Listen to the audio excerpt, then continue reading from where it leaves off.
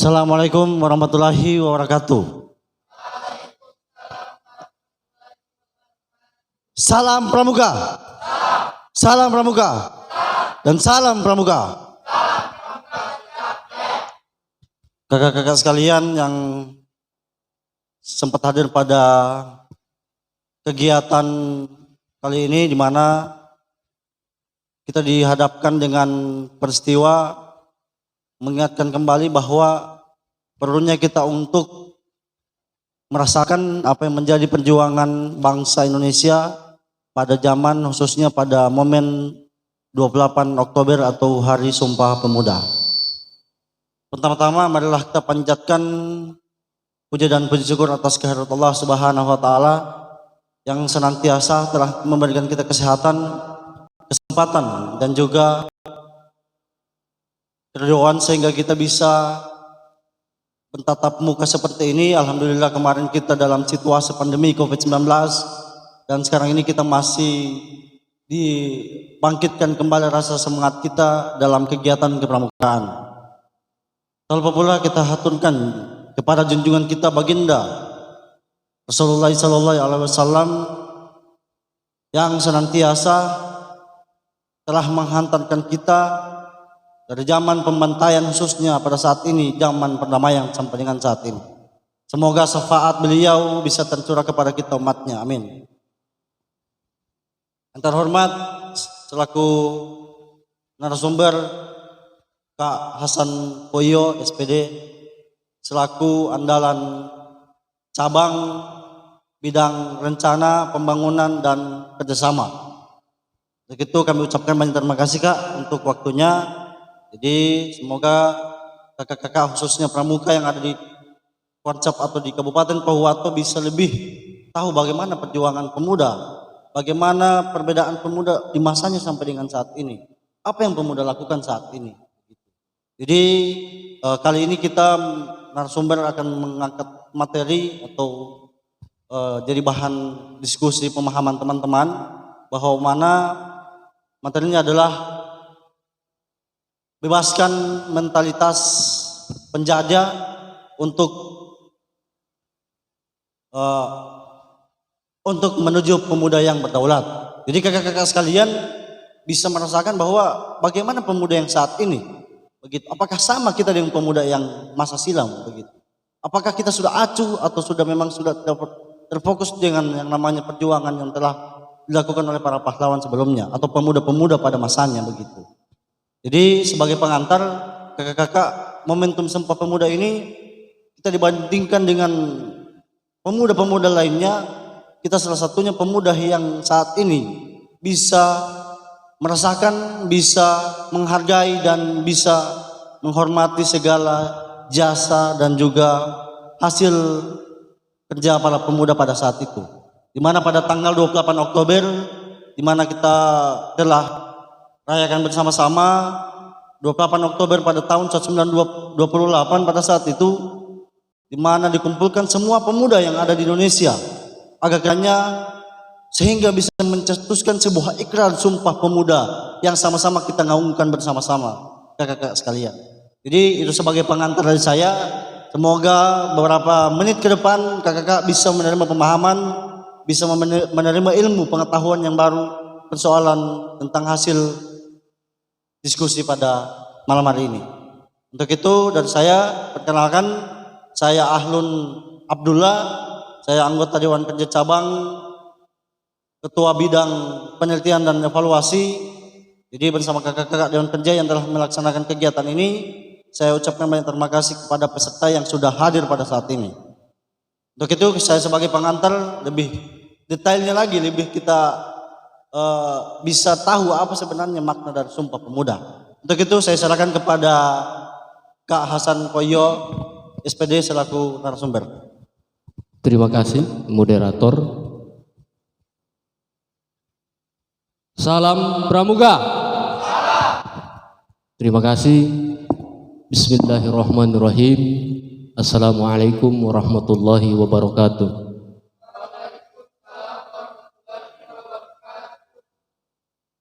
Pertama-tama yang saya hormati teman-teman DKC,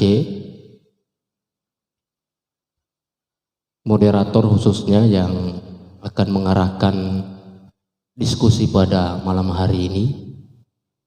Puji syukur marilah kita panjatkan kehadirat Allah Subhanahu wa taala karena pada malam hari ini kita masih diberikan kesempatan untuk menambah pengetahuan kita tentang sejarah kepemudaan yang ada di Indonesia. Adik-adik sekalian, saya panggil adik-adik ya, cukup berbangga karena dari sekian ratus siswa yang ada di Kabupaten Powato, adik-adik dipercayakan untuk menjadi delegasi mengikuti acara kemah bersih 50 meter yang diselenggarakan oleh Dewan Kerja Cabang. Jadi spesial teman-teman untuk kegiatan ini. Sholawat serta salam marilah kita aturkan kepada junjungan kita Nabiullah Muhammad Sallallahu Alaihi Wasallam serta para keluarga, sahabat, dan insya Allah bagi kita yang muslim selalu bercita-cita untuk mendapatkan syafaat baginda tercinta di yaumil akhir nanti. Amin.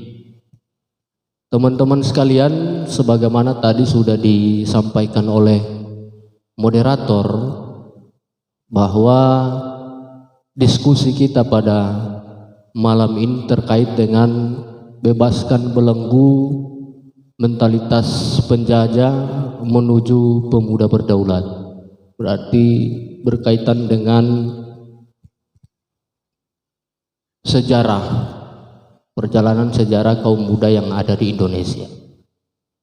Teman-teman sekalian, kalau kita melihat tema yang atau materi yang disampaikan ke saya, maka kita akan kembali berbicara terkait dengan kolonialisme, hadirnya kolonialisme di Indonesia. Kita belum masuk ke Sumpah Pemuda, kita ulas dulu bagaimana kemudian kolonialisme di Indonesia berkuasa. Kolonialisme ini adalah bangsa Eropa yang menjadi penjajah di beberapa negara di Asia, termasuk Indonesia merupakan salah satu negara yang dijajah oleh bangsa kolonial, oleh bangsa-bangsa Eropa. Motivasinya adalah pertama terkait dengan sumber alam yang kita miliki. Itu sangat melimpah dan sampai hari ini itu masih menjadi rebutan bangsa-bangsa Eropa. Soal sejarah tersebut tentu ada kaitannya dengan perjuangan-perjuangan kaum muda yang ada di Indonesia itu sendiri. Sangat ngeri rasanya ketika satu bangsa dijajah oleh kaum kolonial, oleh bangsa barat dengan perhitungan tahun yang cukup lama sekali. Dan saya yakin percaya bahwa adik-adik ini pernah disuguhkan materi sejarah di sekolah dan tahu berapa lama bangsa kita ini dijajah oleh kolonialis. Ya, kurang lebih berapa tahun kita dijajah? Berapa tahun? 300 nanti saya cek guru-guru sejarahmu siapa. 350 tahun kita dijajah. Hasilnya apa? Hasil dari buah penjajahan selama ratusan tahun itu menghasilkan sisi negatif dan menghasilkan sisi positif. Sisi positifnya apa? Sisi positifnya adalah kita selaku bangsa yang terjajah saat itu, ya, dibangunkan kesadarannya bahwa tidak boleh kita berlama-lama terus-menerus harus dijajah. Sisi positifnya adalah bangkitnya sebuah perlawanan rakyat. Jadi tanggung jawab untuk bebas dari kolonialisme itu adalah tanggung jawab rakyat, bukan tanggung jawab pemerintah. Jadi semua elemen tua maupun muda bersatu dalam rangka untuk terlepas dari penjajahan kurang lebih 350 tahun itu. Jadi ada kebangkitan perlawanan, itu sisi positif dari kurang lebih 350 tahun kita dijajah. Sisi negatifnya apa? Ada sisi negatifnya. Karena begitu lama kita dijajah oleh kolonialisme itu,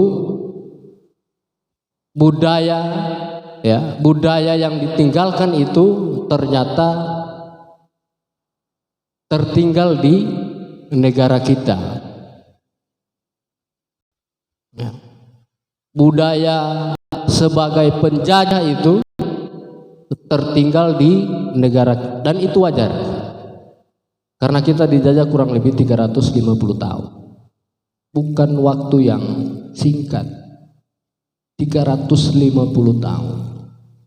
Kalau kemudian ada budaya yang tertinggal, ya, budaya kolonial itu tertinggal di Indonesia, itu wajar. Mental penjajah tertinggal di kita, itu wajar. Karena kita dijajah begitu lama. Mental penjajah itu lahir kapan? Atau tertinggal dan dipraktekkan oleh siapa? Budaya penjajah itu lahir di kepemimpinan Orde Baru. Tahu pemimpin Orde Baru? Tahu? Tahu? Coba.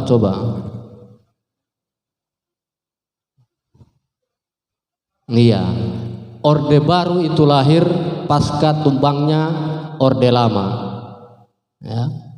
Orde Lama tumbang, lahir Orde Baru. Nah, di pemerintahan Orde Baru inilah mentalisme penjajah tumbuh begitu subur. Kita dipimpin oleh Orde Baru tepatnya berapa tahun kita dipimpin oleh Orde Baru? Berapa tahun? 32 tahun. Ya. Kita dipimpin oleh Orde Baru. Demokrasi saat itu hanya menjadi syarat saja. Diperlihatkan bahwa kita ini negara demokratis. Tetapi sesungguhnya praktek-praktek selama 32 tahun itu tidak sedikit pun berasaskan demokrasi yang sesungguhnya dari rakyat, oleh rakyat, dan untuk rakyat. Itu tidak terjadi. Yang ada adalah kekuasaan penuh dikendalikan oleh militer dan pemerintahan Orde Baru. Jadi organ kekuatan pemerintahan Orde Baru itu adalah tentara, ya. Sehingga rakyat dibungkam ketika melakukan kritik terhadap pemerintah.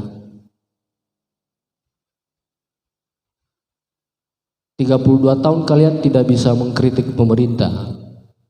32 tahun kalian tidak bisa, dan itu saya sempat alami, ya.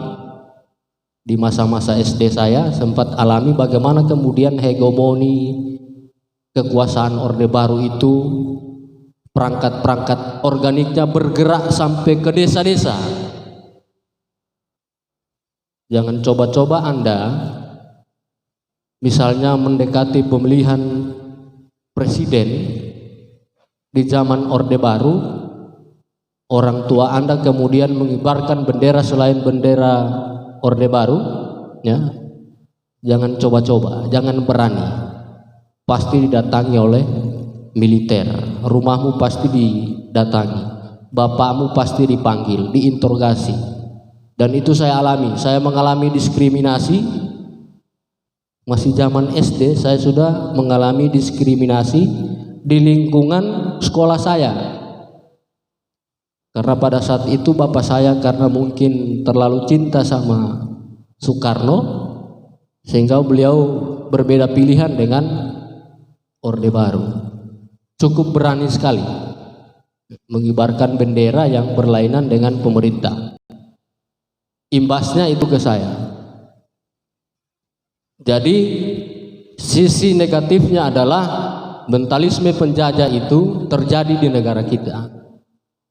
Mungkin karena ya, belum ada juga yang meneliti apakah ada korelasi antara kita dijajah selama 350 tahun itu kemudian melahirkan mental penjajah, pemerintah yang diktator selama 32 tahun berkuasa dan perangkat organiknya sangat kuat, yakni militer. Teman-teman sekalian, kita kembali ke kolonialisme tadi. Di tahun 1908 hasrat untuk melakukan sebuah perlawanan terhadap kolonialisme itu mulai tumbuh. Ya, mulai tumbuh. Organisasi pemuda, ya, walaupun belum terakomodir dengan baik, belum terorganisir dengan baik, tetapi sudah muncul. Perlawanan kaum muda untuk terlepas dari kolonialisme masih bersifat sporadis. Masih bersifat sporadis artinya perlawanan terhadap kolonial tersebut masih bersifat kedaerahan, sehingga melemahkan perjuangan kaum tua maupun kaum muda saat itu. Sulawesi berjuang sendiri, Jawa berjuang sendiri, Ambon berjuang sendiri, Aceh berjuang sendiri, kekuatan belum menyatu. 1928 ya, pemuda-pemuda kita mulai menyadari bahwa gerakan perjuangan melawan penjajah tidak boleh dilakukan dengan cara sporadis. Tidak boleh hanya orang Papua saja yang berjuang. Tidak boleh hanya kaum muda saja yang terlibat. Tidak boleh hanya kaum intelektual saja yang bergerak. Tidak boleh hanya negara saja yang menghadapi kolonial itu, tetapi harus ada keterlibatan kaum muda dengan kesepakatan untuk dapat bersatu. Tahun 1928, tepatnya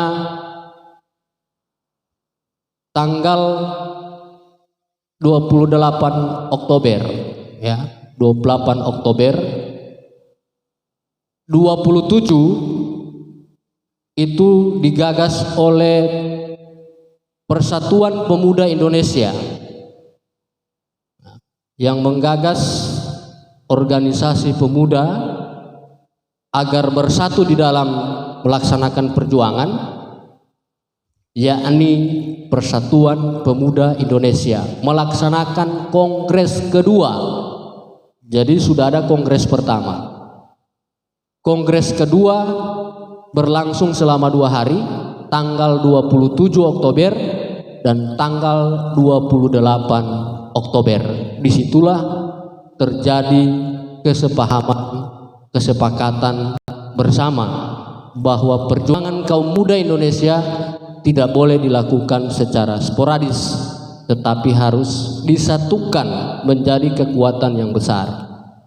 Lahirlah Sumpah Pemuda 28 Oktober 1928 28.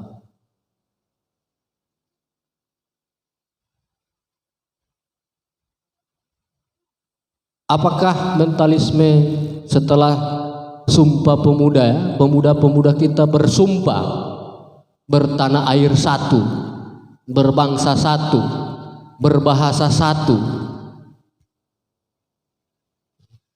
Perjuangan dilakukan secara bersatu, terkoordinasi. Harus ada yang pimpin, tidak boleh bergerak sendiri-sendiri. Dan yang menjadi kelebihan kaum muda di dalam mendorong bagaimana Indonesia bisa lepas dari penjajahan, peran pemuda itu sangat besar. Sehingga sejarah mencatat 28 Oktober adalah hari bersejarah bagi kaum muda Indonesia. Pertanyaannya kemudian lalu bagaimana setelah Sumpah Pemuda tersebut? Dibuktikan dengan 1945 kita bisa merdeka. Apakah pemuda berperan di situ? Iya. Bagaimana kemudian pemuda menculik Soekarno, memaksa Soekarno untuk mendeklarasikan bahwa negara Indonesia ini sudah merdeka. Harus segera, jangan ditunda. Kaum tua berpikiran jangan dulu, tunda dulu. Situasinya belum memungkinkan untuk kita mengumumkan bahwa Indonesia sudah merdeka. Oleh kaum muda karena penuh semangat, ya, karena dengan semangat yang berapi-api ingin lepas dari penjajah dan ingin mendapatkan pengakuan dari dunia internasional, berinisiasi, bersiasat.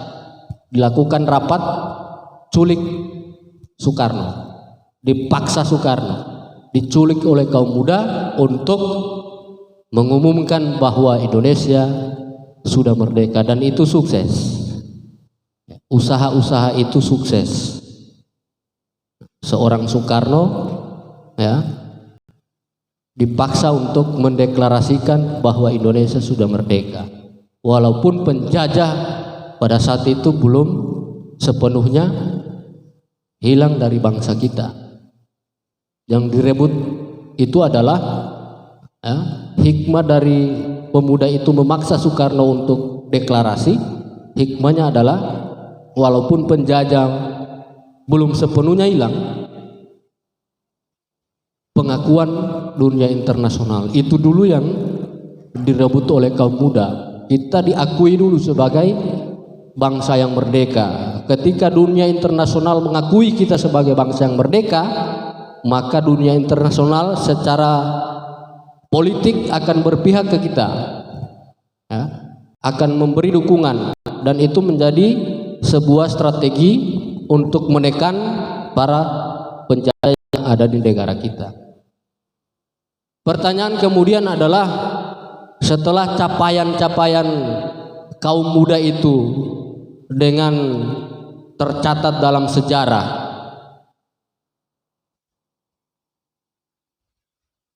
apakah itu masih terpatri di kaum muda? Kalau saya istilahkan itu kaum muda masa depan. Kaum muda masa depan itu adalah kaum muda milenial.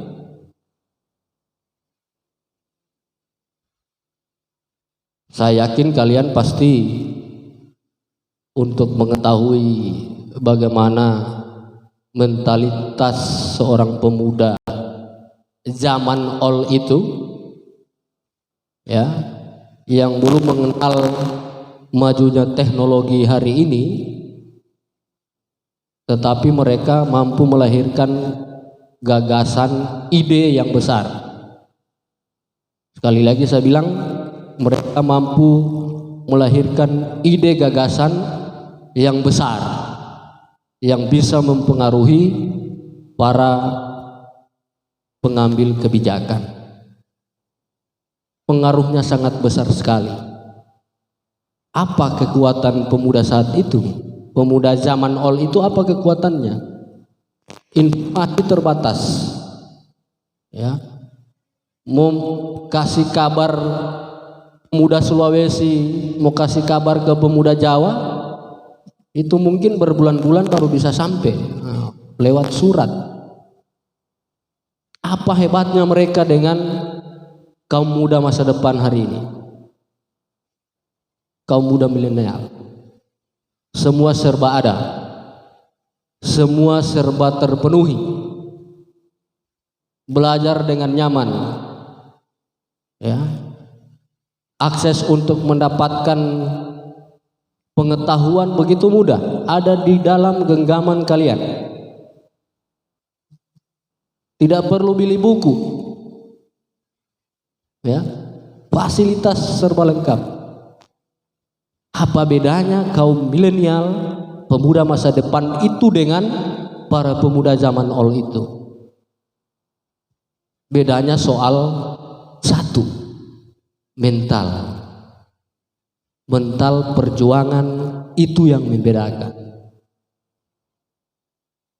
Intelektual tidak kalah jauh dengan pemuda yang ada saat ini. Dengan segala keterbatasan, pemuda zaman all itu mampu merubah situasi dan kondisi negara menjadi negara yang merdeka. Pertanyaannya adalah, apakah mental mereka itu akan menjadi modal bagi pemuda masa depan?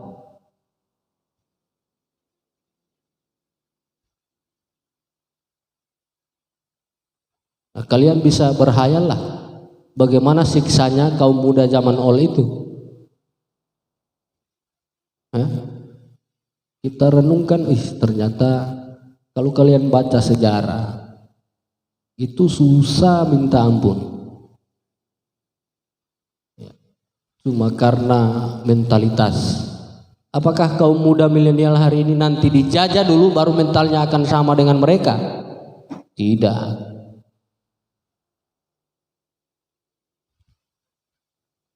Itu bedanya. Bagaimana kita kemudian, teman-teman, mau keluar dari yang disebut dengan membebaskan belenggu mentalitas penjajah menuju pemuda yang berdaulat. Itu tadi. Kalau kita ingin terbebas dari belenggu penjajah, ya, kita dulu sudah punya pengalaman yang cukup panjang sekali. 350 tahun ya dijajah,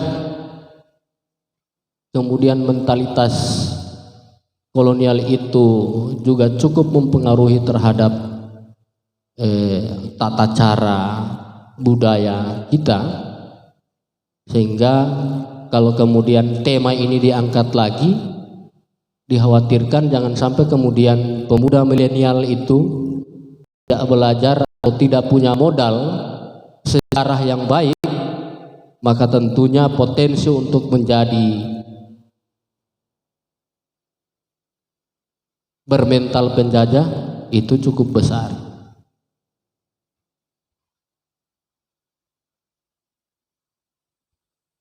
Pemuda harus daulat.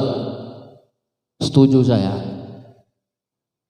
Berdaulat pendidikan, berdaulat budaya, berdaulat agama, apalagi berdaulat ekonomi, berdaulat politik. Nah, mentalitas penjajah ya harus kita lawan. Halo, kita punya modal besar. Saya mau bilang kita punya modal besar untuk melawan dan membebaskan belenggu mentalitas penjajah terhadap diri kita sebagai seorang pemuda. Kita harus tolak itu. Modal kita cukup besar. Modal kita adalah sejarah kaum muda zaman all tadi. Cukup banyak sekali modal yang bisa kita jadikan sebagai sebuah materi untuk melawan belenggu mentalitas penjajah. Kalau 350 tahun yang lalu kita dijajah dengan secara fisik, maka hari ini model penjajahannya itu berbeda. Tidak terasa secara fisik, ya. Itu kalian tidak rasakan secara fisik. Tetapi bisa terasa secara ekonomi. Kenapa saya bilang kita punya modal? Karena tadi kita punya sejarah yang dicetak dengan tinta emas tadi. Cerita-cerita tentang kaum muda zaman Ol. Tetapi tidak kemudian sejarah itu hanya menjadi romantisme sejarah belaka. Ya. Romantisme sejarah itu artinya kita membanggakan kaum muda yang ada dulu, tapi tidak mau menjadikan itu sebagai modal. Seharusnya itu kita jadikan sebagai modal. Kita harus terlepas dari belenggu mentalitas penjajah. Hari ini saya mau katakan sama teman-teman bahwa dengan modal itu tentunya kita bisa melepaskan diri dari mentalitas para penjajah siapapun itu, dari unsur apapun itu. Kita harus melawan dan berdaulat.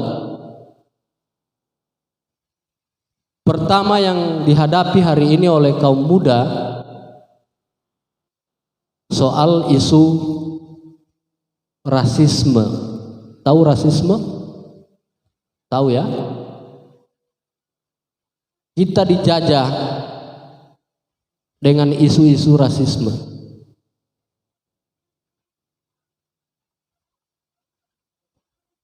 Isu rasisme itu, kenapa ada isu rasisme di Indonesia? Karena kolonial tadi, mereka juga coba membangun ras.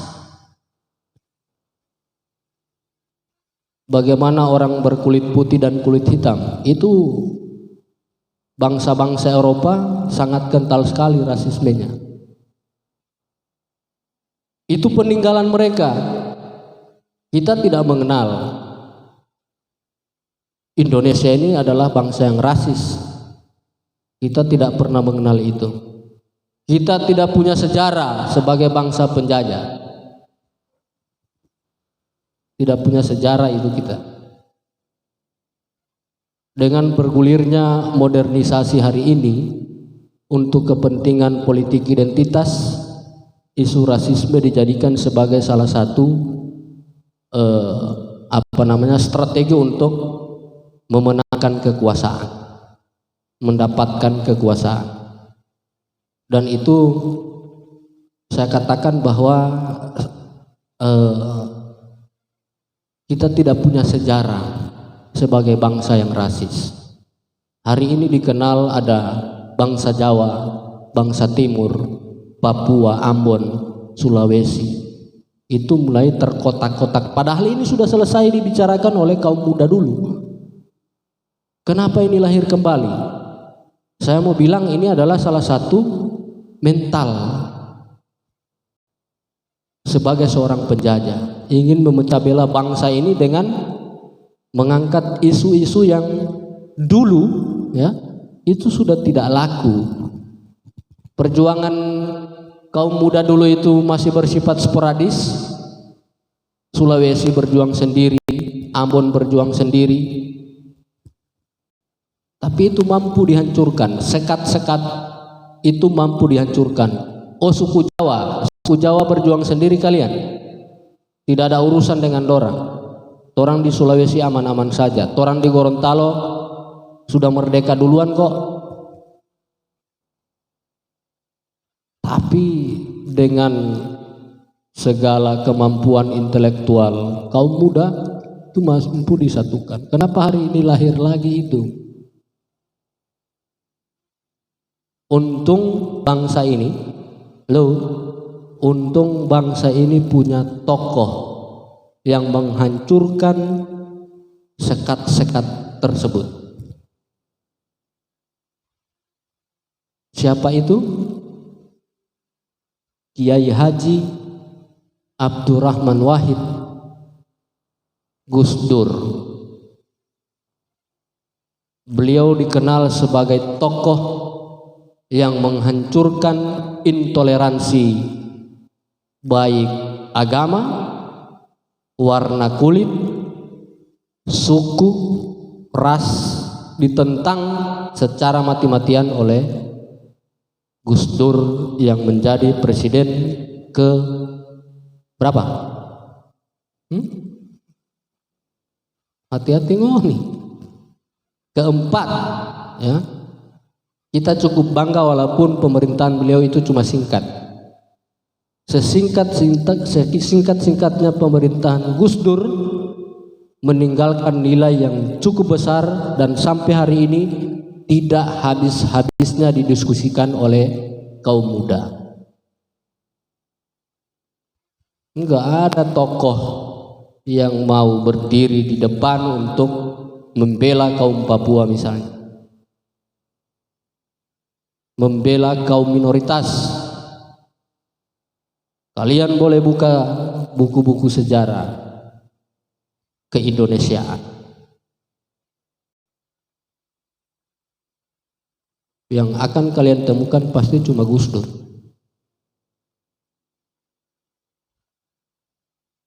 Yang menghancurkan, mau membela kaum minoritas. Nah, teman-teman, kalau kemudian rasisme itu dijadikan sebagai sebuah isu pada politik identitas, maka yakin dan percaya ketika politik identitas itu memenangkan pertarungan kekuasaan, maka saya meyakini mentalitas penjajah, ya, sebagai mentalitas penjajah itu akan tumbuh. Mentalitas penjajah itu orang yang memimpin secara diktator, orang yang memimpin secara diktator. Pokoknya kepemimpinan dia, keputusan yang keluar itu adalah hasil pemikiran dia. Tidak ada musyawarah. Pokoknya apa yang kita putuskan itu yang kalian ikuti. Itu penjajah namanya. Nah, apakah kaum milenial yang ada sekarang sebagai kaum muda masa depan menuju satu abad Sumpah Pemuda, tantangan-tantangan yang kita hadapi salah satunya adalah isu rasis yang sampai hari ini masih coba untuk terus-menerus dihidupkan. Makanya Soekarno bilang, hai anak muda, jangan kalian di dalam perjuangan kalian itu menjadi abu, tetapi jadilah kalian sebagai api yang terus-menerus berkobar hidup selamanya. Hari ini bangsa kita, kata dia, sudah merdeka, penjajah sudah pada tidak ada. Tetapi ingat, satu saat, satu masa akan ada penjajah dengan gaya baru. Kalian pada saat itu, kata Soekarno, tidak akan dijajah oleh bangsa-bangsa lain, tetapi kalian akan dijajah oleh bangsa kalian sendiri. Buktinya apa? Setelah beliau tidak jadi presiden, 32 tahun kita terbelenggu oleh Orde Baru, oleh Soeharto sebagai pemimpin negara saat itu. Soekarno itu selain beliau sebagai seorang presiden, ya, dia mampu memprediksi 10-20 tahun bangsa ini akan seperti apa. Makanya dia bilang, jangan dulu senang, ya. Kita terbebas dari para penjajah itu, tapi ingat, akan ada penjajah baru, dan itu bukan dari bangsa-bangsa lain, tetapi dari bangsa kalian sendiri yang akan menjajah kalian. Terbukti. Salah satu cara untuk menghancurkan, ya, modal besar yang kalian miliki hari ini sebagai seorang pemuda adalah menciptakan isu rasisme itu untuk menghancurkan persatuan kita. Kalau kemudian anak-anak seperti kalian ini terpengaruh dengan isu rasisme, tidak mau misalnya, ini orang Papua Kasablangon, nganape rambut keriting, nganape kulit putih. Gus Dur memandang semua manusia itu sama. Itu satu ya, tantangan yang kita hadapi menuju satu abad Sumpah Pemuda. Isu rasisme yang terus-menerus dimainkan oleh para yang berkepentingan untuk mendapatkan meraih kekuasaan di bangsa ini. Sehingga itu menjadi tantangan kaum muda. Tidak kemudian mudah untuk dirasuki oleh isu-isu sesat terkait dengan rasisme. Kalau Anda sudah rasis, ya, mental Anda sudah rasis, pasti Anda tidak akan mau menerima perbedaan. Padahal Tuhan sendiri, ya, menciptakan kita berbeda. Kok manusia sebagai ciptaan mau merubah keputusan Tuhan tadi? Kan tidak masuk akal. Ya. Berdiri dulu. Monggo, berdiri. Supaya tidak ngantuk. Cuma berapa jam ini? Paling pun 3 jam, 4 jam. Pemuda kemarin kok dijajah 350 tahun mereka baik-baik saja. Tidak ada darah yang menetes di sini. No? Kalian tidak harus meneteskan darah dulu baru harus sama dengan mental pemuda zaman old itu. Silakan duduk.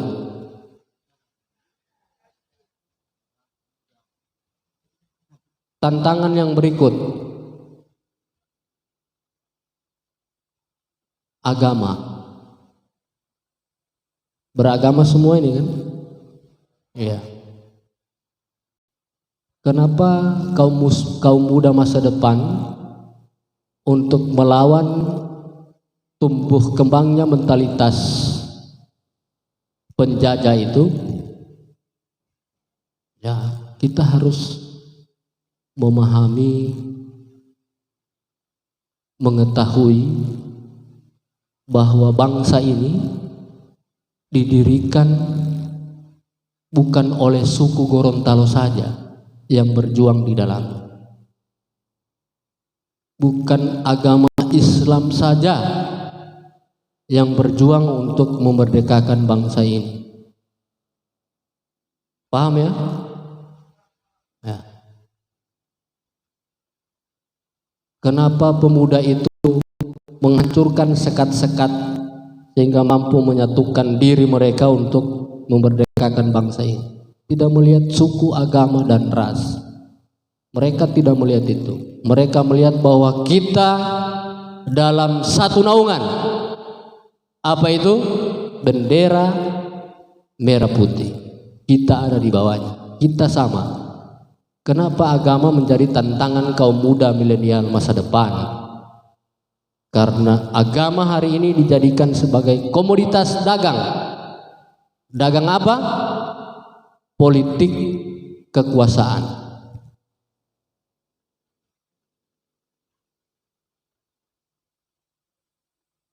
Jangan dong, bahaya kalau agama ditarik dalam untuk merebut nafsu politik kekuasaan. Itu berbahaya sekali.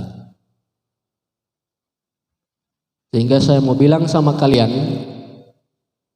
pemuda milenial kalau kurang baca berpotensi untuk dipengaruhi oleh doktrin-doktrin keagamaan yang sesat.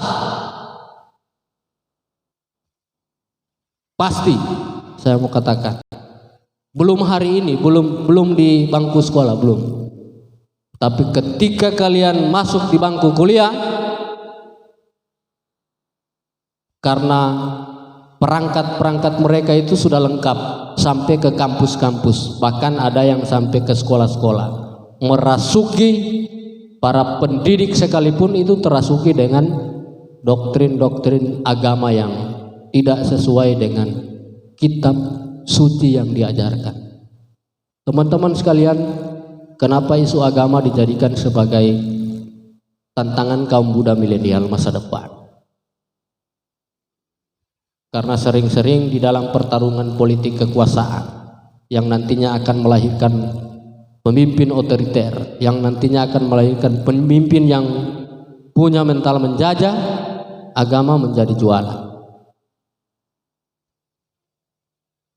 Di luar sana, kalau kalian tidak mampu mempertimbangkan kajian-kajian keagamaan yang ada di luar, kalau salah guru pasti muridnya ikut salah. Saya mau bilang, kalau ikut kajian-kajian keagamaan di luar sana, yang perlu kalian cari tahu dulu gurunya, ya, guru dulu yang dicari tahu pertama. Setelah tahu, oh gurunya adalah Kak Hasan, cari tahu lagi Kak Hasan pe guru itu siapa. Oh si Kiai Haji Abdul Ghafir Nawawi misalnya, cari tahu lagi gurunya Kiai Haji Abdul Ghafir Nawawi itu siapa, sampai seterusnya. Ternyata gurunya Kak Hasan yang memberikan pengetahuan keagamaan terhadap Kak Hasan tersambung sampai ke Nabi. Kalau putus, selesai kalian. Salah dalam beragama, pasti.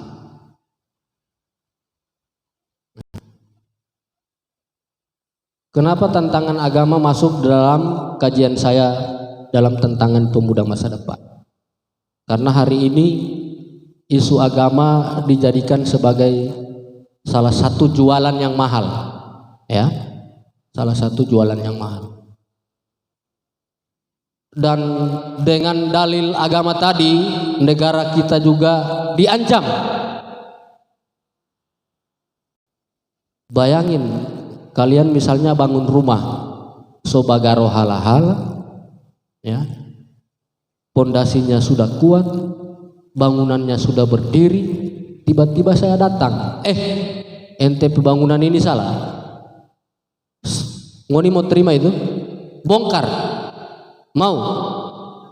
Misalnya sudah bangun pondasi, ya, kalian sudah capek-capek kerja di situ, tiangnya sudah berdiri, sudah sempurna, ideal untuk ditempati sebagai layaknya sebuah rumah. Tiba-tiba saya datang, ya, kalian tidak kenal, saya minta bongkar itu rumah, tidak sesuai dengan arsitek pengetahuan yang ada sama saya. Setuju kalian tidak? Tentu tidak. Nah, negara kita sedang diancam oleh itu sekarang. Dan itu semakin masif, ya, dilakukan secara terbuka maupun sembunyi-sembunyi. Lewat apa? Dagangan agama.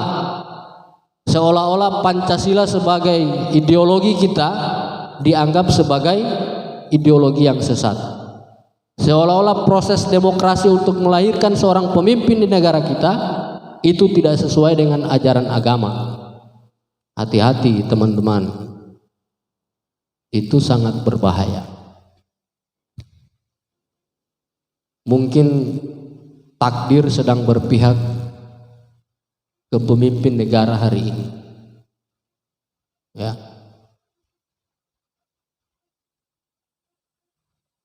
Takdir kita sebagai bangsa, alhamdulillah masih tetap dilindungi oleh Tuhan. Sekalipun pemimpin hari ini tidak ideal menurut sebagian orang, itu wajar. Tetapi pemerintahan hari ini mampu menghentikan upaya-upaya itu, ya, ingin mengganti ideologi bangsa kita itu dihentikan oleh negara. Saya mau bilang, mereka punya organisasi dan oleh pemerintah dengan begitu berani dibubarkan organisasi ini. Mau tahu organisasi apa? Ada yang tahu? Hah? Ada yang tahu? Organisasi ini termasuk salah satu organisasi yang punya pengaruh untuk mempengaruhi kalian. Dalam hal apa kalian dipengaruhi? Kalian akan dibuat ragu bahwa ideologi bangsa ini adalah ideologi yang tidak bersumber dari kitab suci, tidak sesuai dengan ketentuan agama yang kalian anut.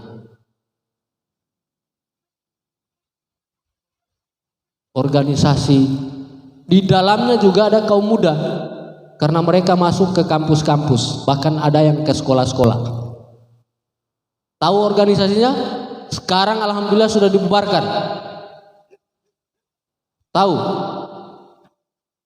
Hizbut Tahrir Indonesia, HTI.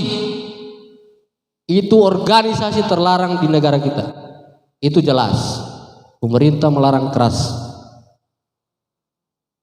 Underbaur dari HTI apa? Ada di kampus sana. Dan itu berbahaya.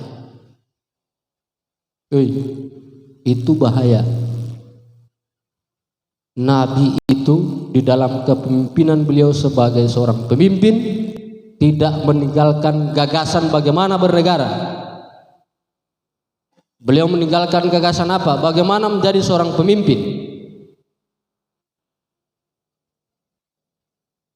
Itu saja yang ditinggalkan oleh Nabi. Tata cara mau bernegara itu disesuaikan dengan kebutuhan kita. Kan tidak mungkin kita yang ikut Timur Tengah sana. Mereka punya budaya bangsa sendiri, punya sejarah sendiri. Tidak mungkin yang di luar sana kita adopsi, kita bikin di sini. Padahal itu produk gagal. HTI itu organisasi politik, bukan organisasi agama yang memperjuangkan nilai-nilai keislaman. Organisasi yang coba mengambil produk dari Timur Tengah mau dibawa ke Indonesia, tapi produknya gagal. Bisa kalian lihat bagaimana Timur Tengah hari ini. Tidak sebaik bangsa kita. Mereka mau belajar begini mungkin kesulitan, mau kumpul begini mungkin kesulitan. Bagaimana ente mau belajar di samping kiri kanan ada meledak-meledak bom? Itu jadi tantangan kaum muda masa depan. Isu soal agama.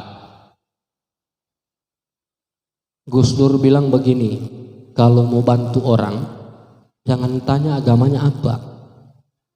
Ada nenek-nenek yang sudah renta mau menyeberang jalan, terus mau dibantu, tanya dulu, Nek, Kristen apa Islam?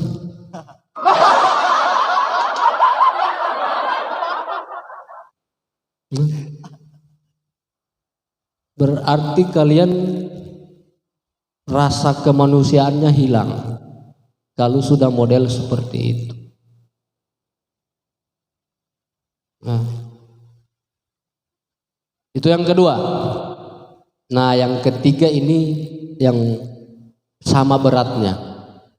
Tantangan berikutnya adalah soal ekonomi. Ini menarik untuk kita bahas. Soal ekonomi. Bangsa-bangsa hari ini ya memang tidak dijajah secara fisik. Gaya penjajahan bangsa-bangsa itu sudah berubah dari penjajahan fisik berubah menjadi bukan fisik. Salah satunya apa?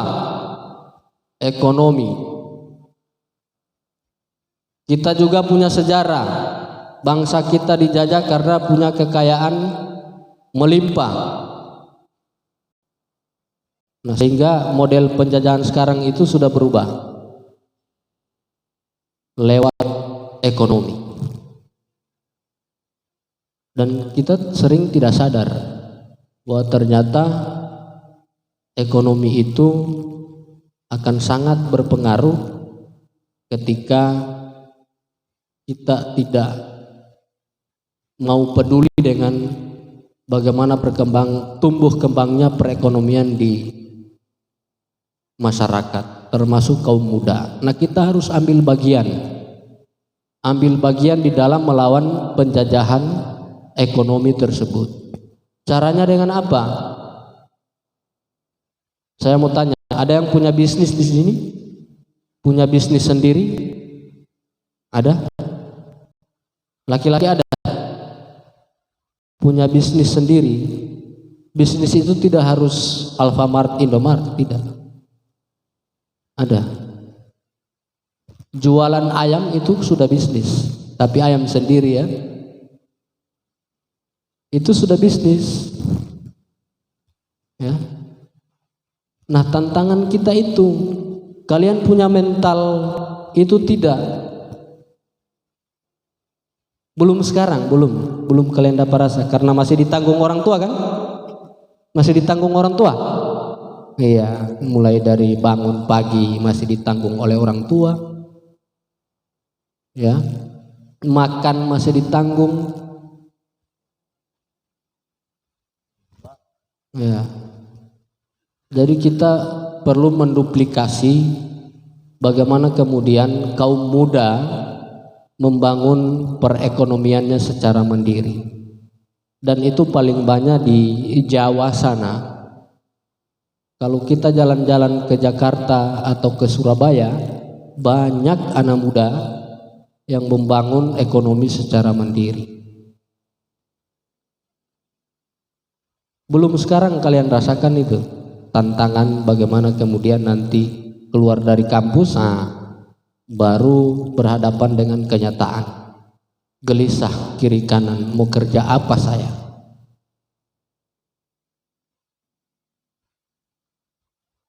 Kalau kita punya mental membangun ekonomi, maka kita bisa mendeklarasikan diri sebagai orang yang merdeka secara ekonomi. Bangsa-bangsa lain sedang menjajah kita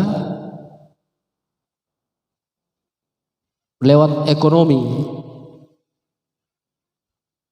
Salah satunya apa? Menguasai sumber daya yang kita miliki. Menguasai sumber daya yang kita miliki. Di Powato ada enggak?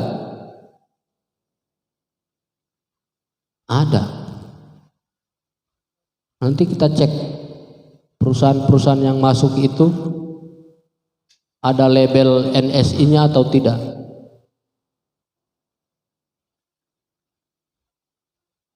Makanya ada beberapa aset penting negara itu diambil alih oleh pemerintah.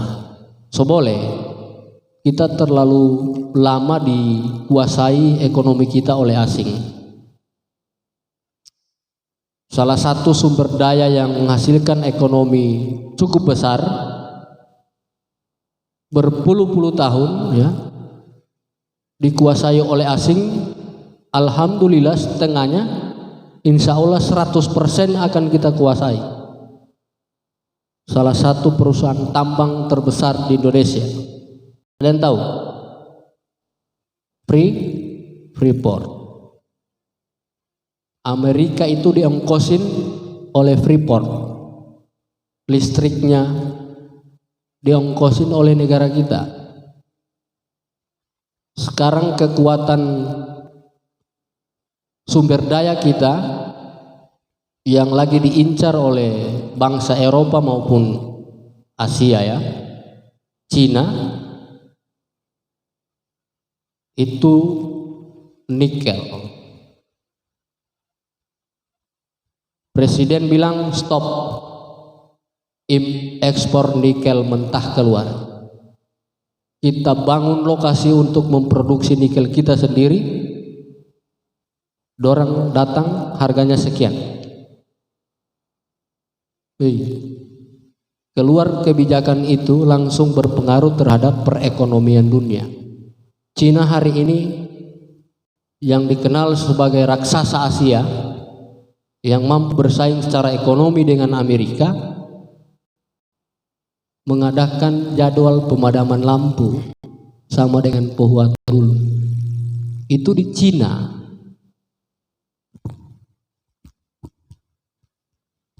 Jadi sekarang Cina lagi ada jadwal pemadaman lampu.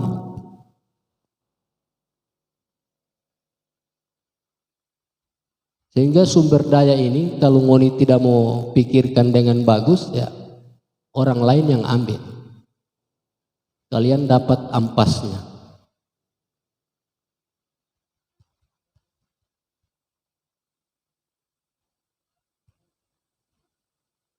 Harus tumbuh sebagai pemuda yang mandiri. Lagi-lagi mental. Mentalitas seorang pemuda mau berdaulat bagaimana kalian? Di tema itu pemuda berdaulat. Mau berdaulat bagaimana kalian kalau kalian tidak mampu menjaga sumber daya yang kalian miliki? Bagaimana mau berdaulat? Berdaulat dalam hal apa? Misalnya dalam hal ekonomi. Bagaimana kita mau berdaulat ekonomi kalau kita tidak mampu menjaga sumber daya yang menghasilkan ekonomi? Misalnya kalian di desa atau di desa-desa kalian itu ada sumber daya yang potensial mendatangkan hasil ekonomi yang melimpah. Tapi kalau orang lain yang datang, kalian tidak punya ide, tidak punya gagasan, tidak punya mental untuk mengelola itu, siap-siap orang lain yang dari luar yang datang ambil itu. Mau tidak? Pasti kalian tidak mau.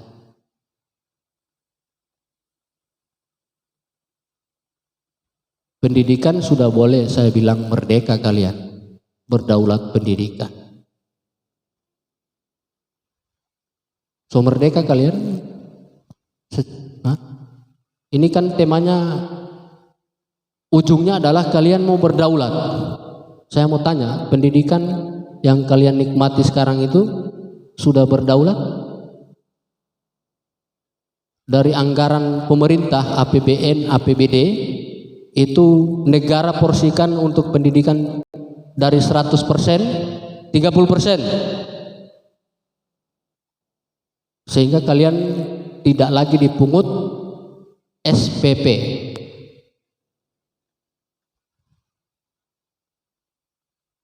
%30 cukup tidak? Dari 100% kalian porsinya 30% untuk mendapatkan daulat pendidikan. Menurut kalian cukup? Halo? Berpikir dong, cukup tidak? Intinya ini kan mau berdaulat. Pemuda masa depan harus berdaulat.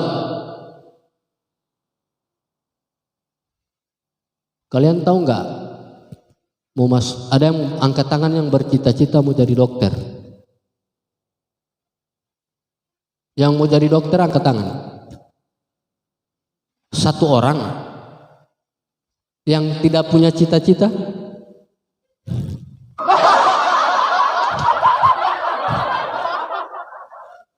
Woi, saya kebetulan pengelola beasiswa di pemerintahan.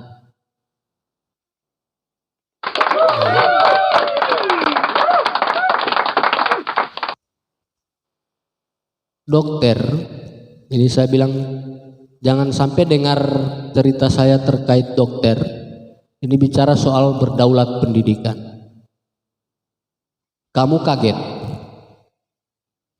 Terakhir 2021 ya, kita alhamdulillah untuk dokter program pemerintah 2 orang yang lulus masuk dokter tahun ini,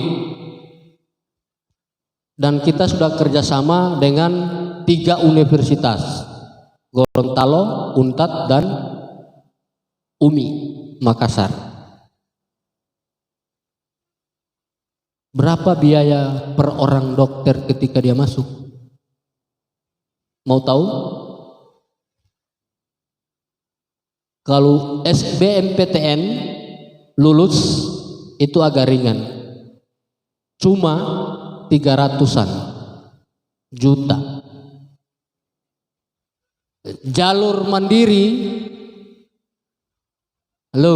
jalur mandiri pendidikan dokter 450 juta. Masuk pertama, biaya UKT-nya per tahun 20 juta. Setiap tahun pasti naik. 2019 18 juta, 2020 masih tetap angka. Terakhir kemarin saya ke Untat naik jadi 20 juta. Naik berapa juta dari 18? 2 juta. Jadi 20 juta. Itu SPP. Setelah selesai dokter, namanya sarjana kedokteran, SKED. Oh, saya sarjana kedokteran. Bro, belum boleh praktek ente. Belum dokter itu DP nama. Ambil lagi yang namanya koas. 2 tahun paling cepat. Biayanya sama, 1 tahun 20 juta.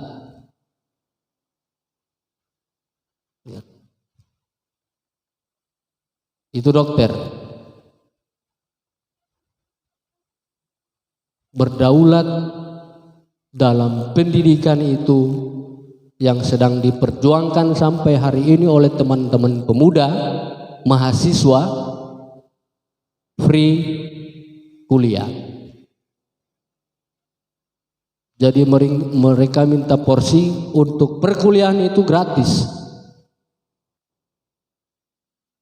Daripada uang negara ini hanya habis di korupsi. Berdaulat pendidikan, berdaulat ekonomi tadi saya singgung. Kalau mau berdaulat ekonomi, ya kalian harus punya mental membangun perekonomian secara mandiri. Jangan bergantung ke orang tua. Udah punya anak masih bergantung ke orang tua. Malu.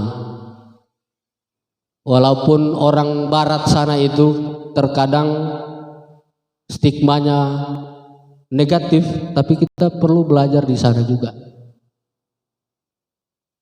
Orang-orang Eropa itu lulus SMA dia minta pisah dari orang tua, keluar. Malu dia kalau masih ditanggung oleh orang tuanya. Di Indonesia tidak. Masih dengan timah kita. Mentalitas. Kekurangan kita pemuda hari ini, mental kita yang belum siap menghadapi tantangan-tantangan tersebut. Bagaimana kita mau berdaulat? Saya senang sekali, saya dulu guru. Sana saya pesiswa sana itu ya. Siswanya. Tapi karena mentalnya kuat hari ini dia bisa kuliah secara mandiri.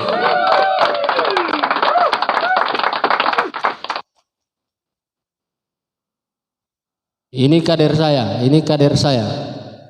Kalau sana senior saya sana.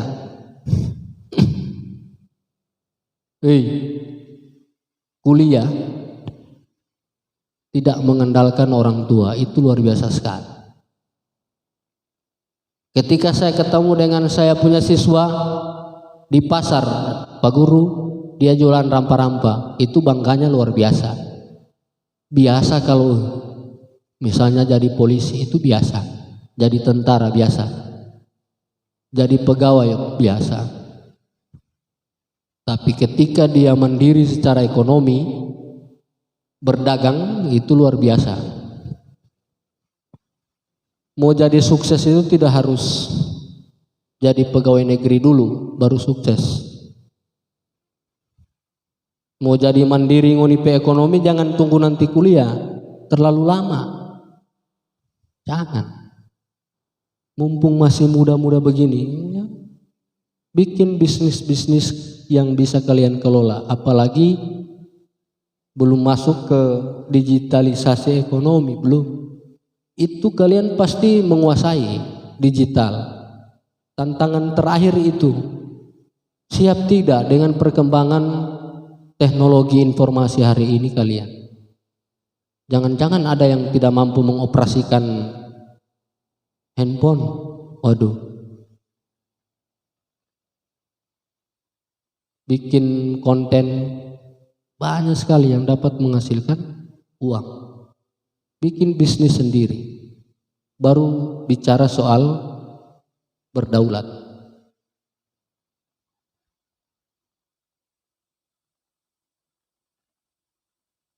Ini mungkin yang bisa saya sampaikan, dan mudah-mudahan ya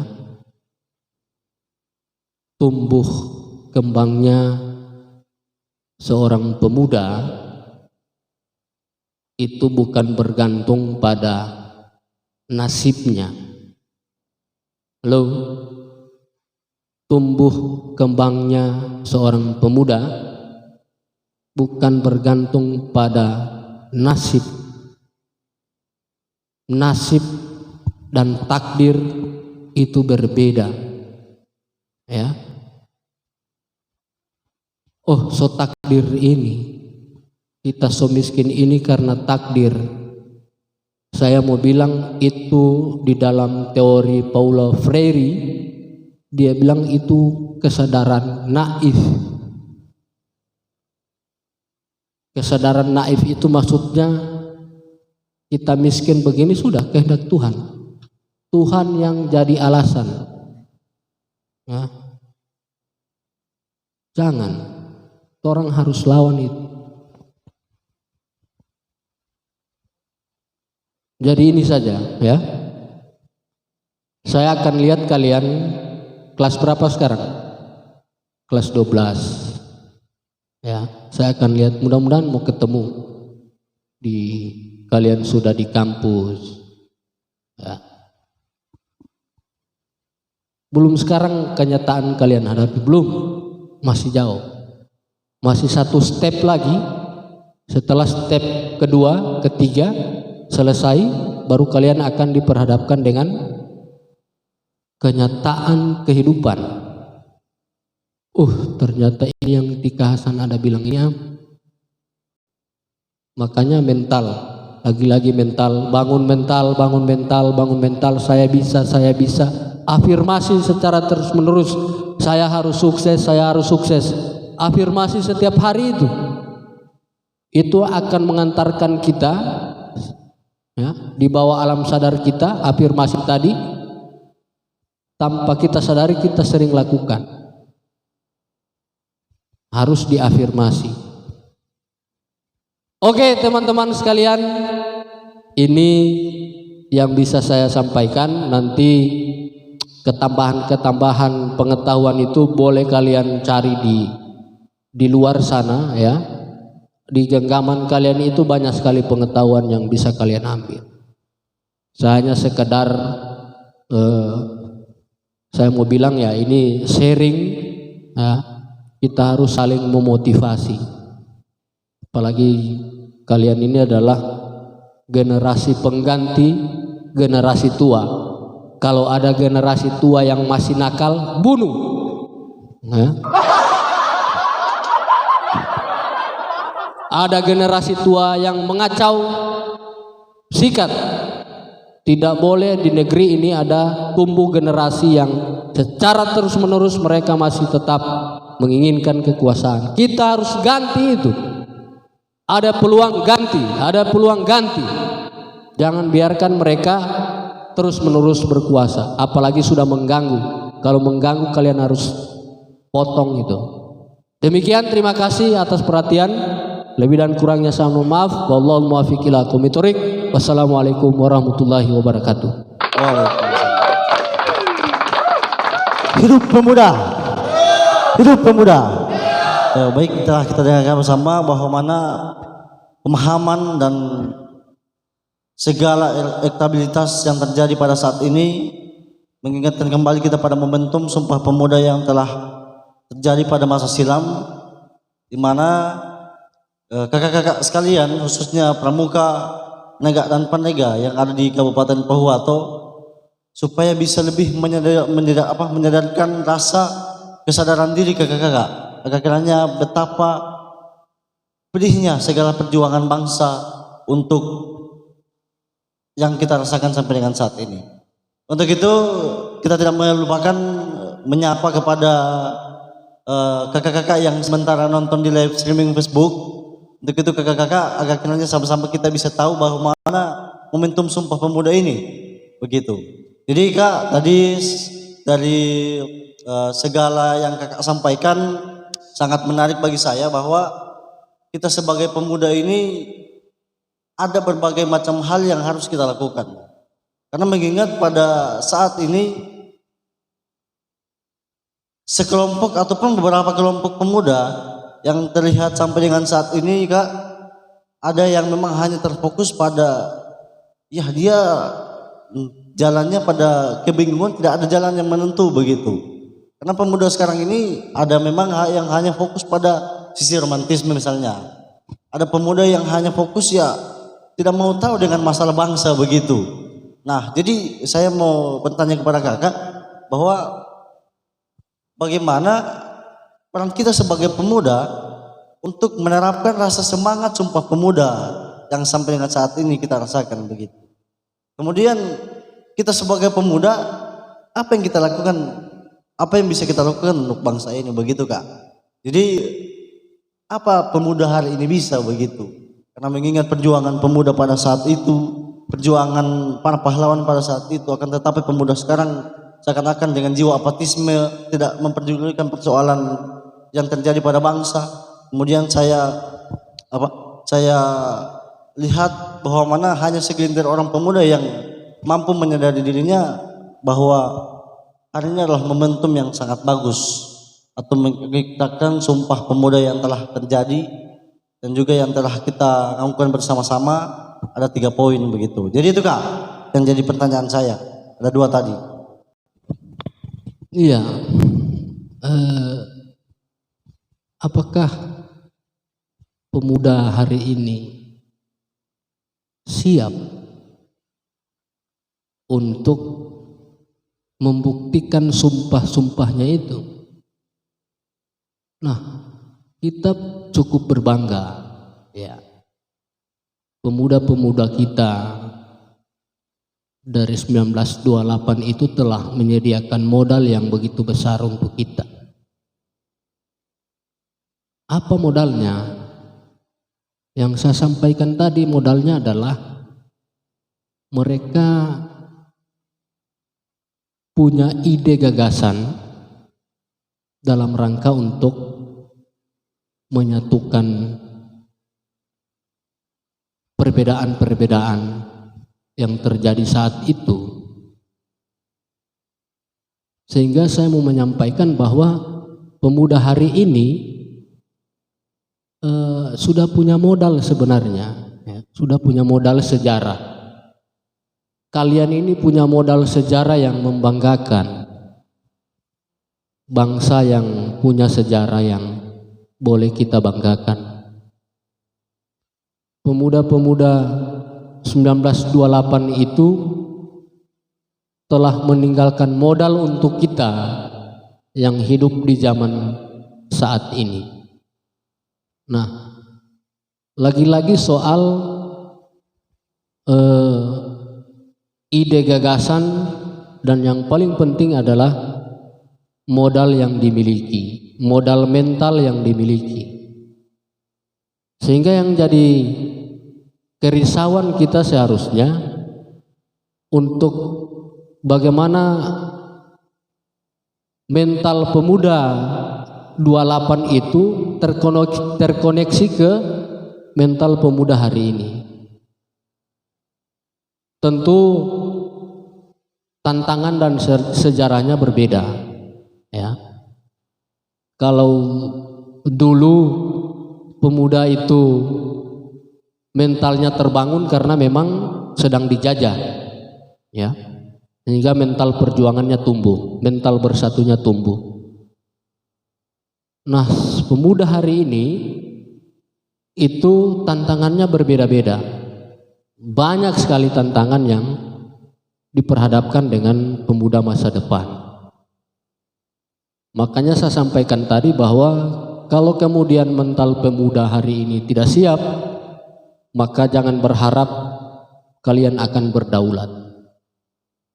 Bagaimana mungkin seorang pemuda dengan mental yang tidak siap, dia mau menjadi pemuda yang berdaulat, misalnya soal ekonomi, ya. Jarang sekali kita temukan, khususnya di Gorontalo secara umum,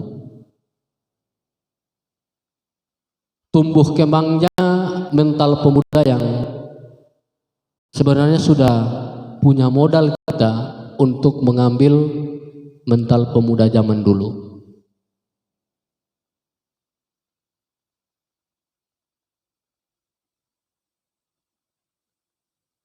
Ya, ini menjadi kegelisahan di dalam diskusi-diskusi kepemudaan. Apakah 10-20 tahun akan datang generasi kita akan menjadi generasi yang sukses?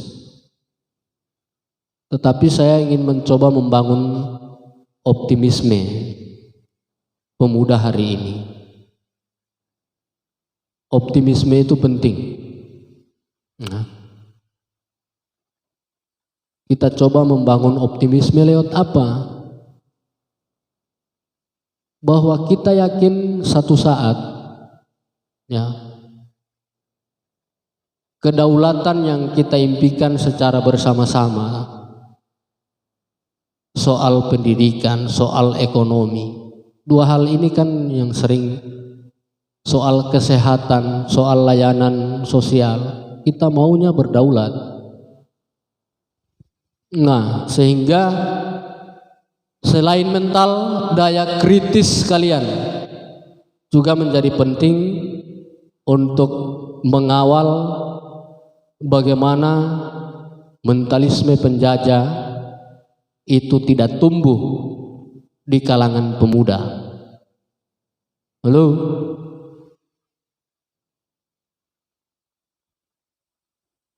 Saya lihat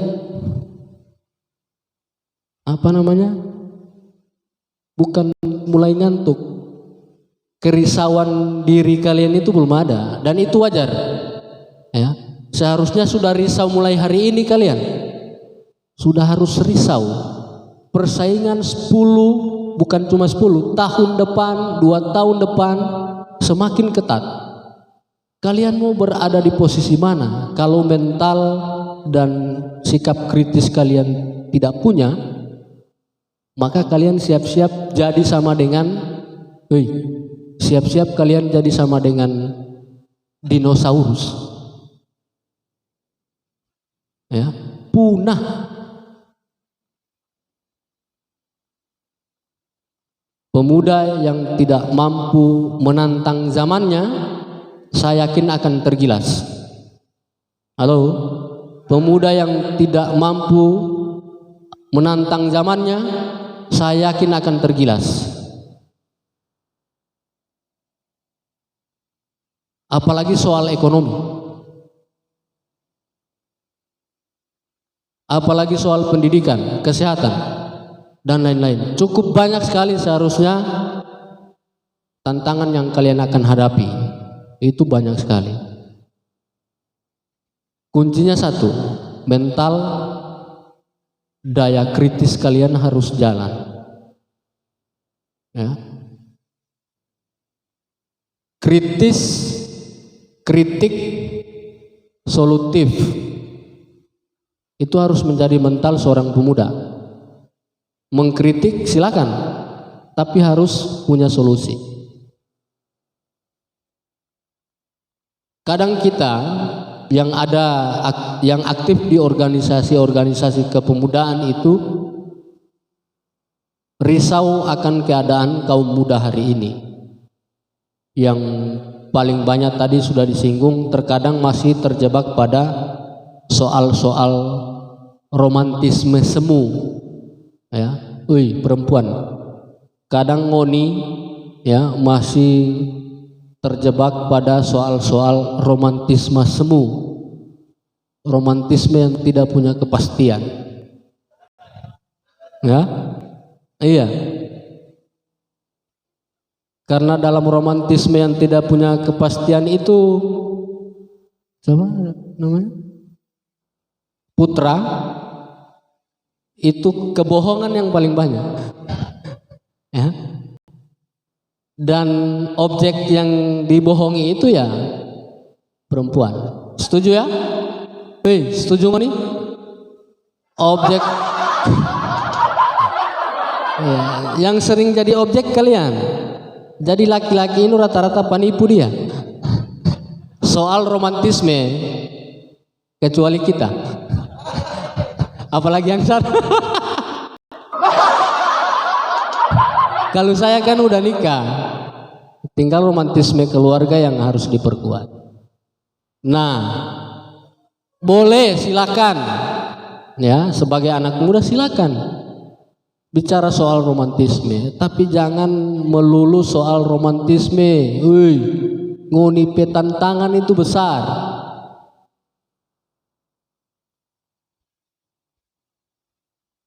Jangan,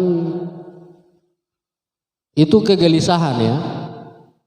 Kaum muda kita masih suka dengan diskusi-diskusi soal romantisme. Yang berikut adalah misalnya bicara soal perjuangan untuk mendapatkan kedaulatan seorang pemuda, cuma habis di warkop.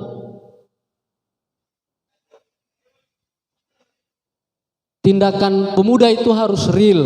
Kalau diskusi di warkop bicara soal bisnis, jangan cuma teorinya doang, praktek. Sekarang itu dunia praktek, bukan dunia teori.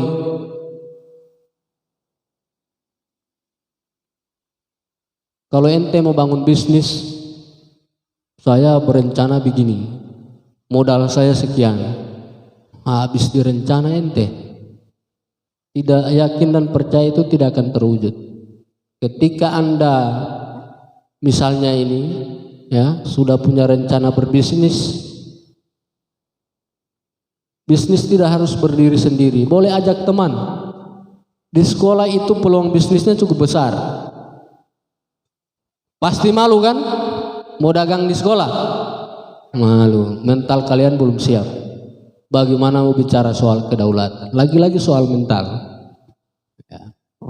Romantisme itu diskusi biasalah, tapi kalau berlama-lama berbahaya, ya. Kaum muda level di atas level kalian, halo, kaum muda yang di atas level kalian, untuk wilayah Gorontalo kalau saya amati masih terjebak, masih suka ngompol, masih suka ngompol, ngomong politik, masih suka ngomong politik. Itu level pemuda di atas kalian. Politik hari ini harganya mahal, Dek. Ente bicara politik di warkop berjam-jam, berbusa-busa, mau jadi ini, tapi kalau tidak punya ini, lagi-lagi kembali ke soal ekonomi. Jadi saya kira itu, bagaimana pertanyaannya tadi, yakni bagaimana kemudian apakah pemuda hari ini bisa optimisme penting kita harus bangun. Saya optimis pemuda masa depan mampu menghadapi 1 abad pemuda akan datang. Saya optimis.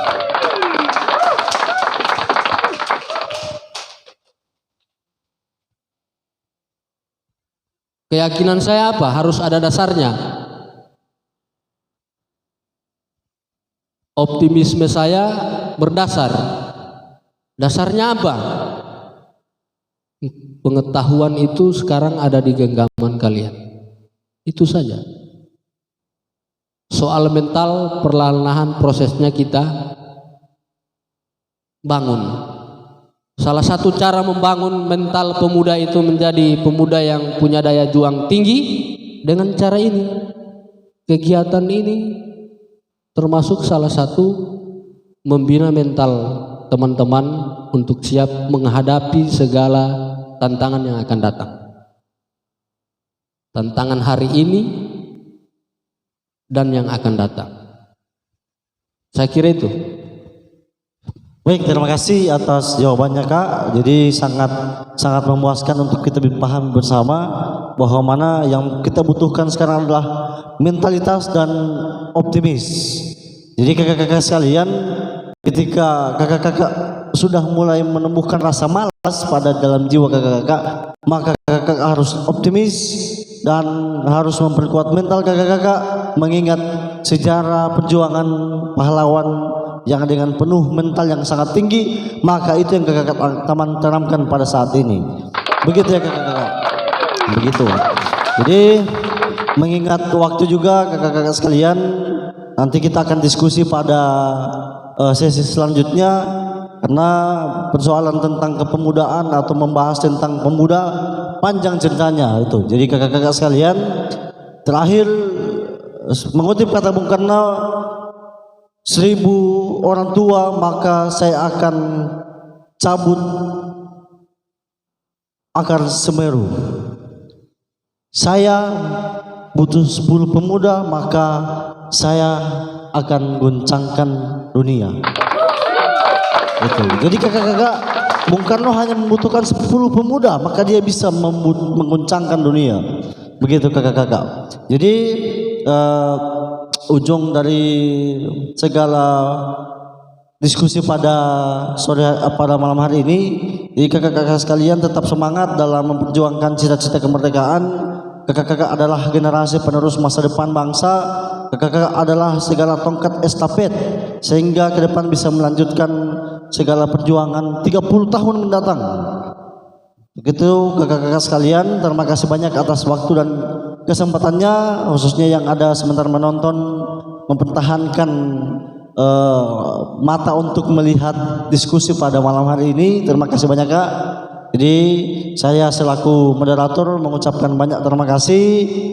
Jadi pesan saya kakak-kakak, tetap sukses dan sukai proses. Jadi kakak-kakak ingin menjadi sukses maka harus sukai proses. Begitu. Jadi kakak-kakak, yang namanya proses adalah program untuk sukses. Jadi kakak-kakak harus mempunyai program untuk sukses. Begitu. Oke, demikian dari saya. Terima kasih atas kesempatannya. Allahumma afiqil aku mutarik. Assalamualaikum warahmatullahi wabarakatuh.